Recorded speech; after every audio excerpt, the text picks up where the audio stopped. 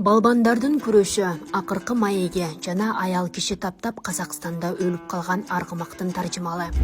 Ош облусунан атактуу Төрөбек жана Абдыкерим балбандар чыккан. Алар тууралуу маалыматтарды топтогон Каракулжа районунун тургуну Казыбек Мамасадыков балбандардын күрөшү акыркы маеге жана аял киши таптап Казакстанда өлүп калган аргымактын таржымалы жөнүндө айтып берди. Абдыкерим балбан 27 жашында шахтадан кичим экени. Өзгөн районунун Чымбай айылына келе жатып өзгөндө өтүп жаткан күрөш боюнча чоң мелдештин үстүнөн чыгат. Ошол жерден Төрөбек балбандын күчүнө күбө болот. Кудайдын буйругу менен эки балбан күрөшкө түшөт. Анан Төрөбек балбан кулап жеңилип калат. Ошол күрөш эки балбандын ортосундагы алгачкы жана акыркы беттеш болуп калат. Күрөштөн кийин экөө бек кучакташып замандаш болуп калышкан. 1958-1959 жылдары чечендерден кадыр барктуу адамы Абдыкерим балбанга Чеченстандан атайын алып келген жаш азот улпарды тартуу кылат. Абдыкерим балбан мамлекеттик жумуш менен алектенип чоң кызматта отургандыктан ат бакканга убактысы жок болуп, күрөң атты үйүргө кошуп жиберет.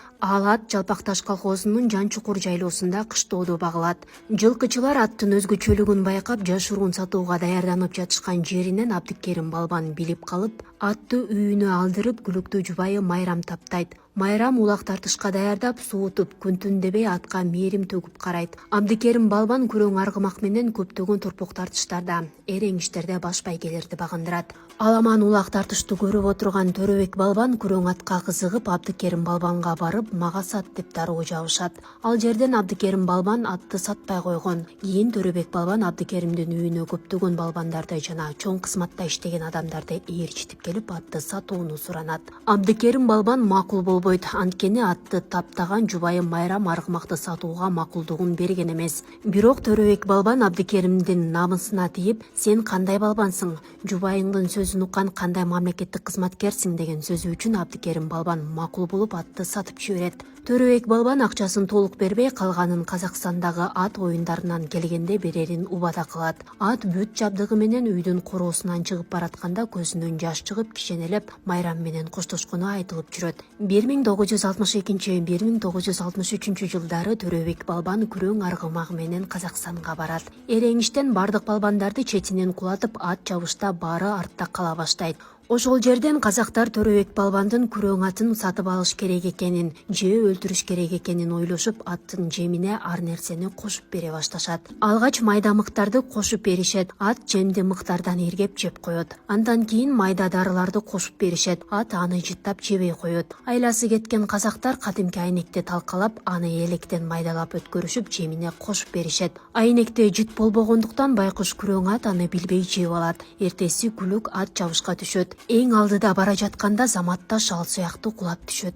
Байкуш ат ошол жерден мууздалып адалданат. Төрөбек балбан этин таштабай, көз жашын төгүп өзгөнгө алып келет. Этин элге таратып калган акчаны жана бир аз этин көтөрүп алып Абдыкерим балбанга барат. Абдыкерим балбан: "Жок, өлүп калган аттын акчасын кантип алам? Ал аттын этин жегенге да батын албайм" деп көзүнө жаш алат.